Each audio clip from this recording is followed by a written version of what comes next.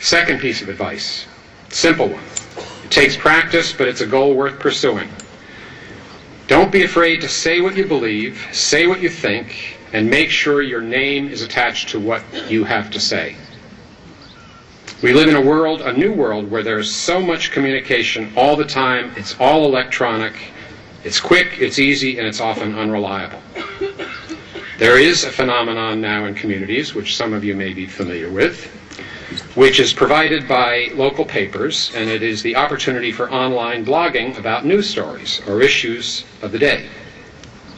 The group that happens to own the local papers here is providing this service, as is the case in many, many other communities. Here it's called Wicked Local, which is billed as a service to foster important community discussion of issues in real time.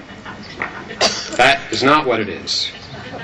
What it is a gimmick from a dying industry to gain readership by allowing anyone to write anything anonymously and encourage readers who like to read about unpleasant or unfortunate things.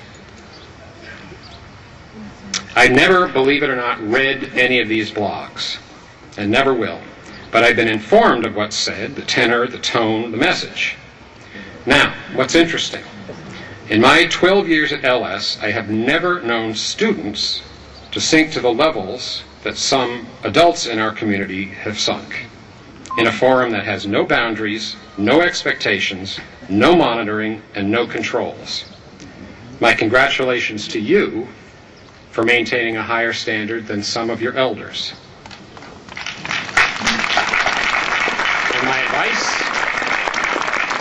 Here's my advice. If you ever find yourself in a position where you are writing things for public consumption that have no intent other than to cause pain, cast aspersions on people, call people's character into question their ethics or honesty, and you're afraid to sign your name because if anyone ever knew that it was you writing it, you'd be ashamed and embarrassed, you're on the wrong track. Since you haven't been on that track in my knowing you, I have no reason to believe that you won't continue to be courageous, brave, and willing always to sign your name.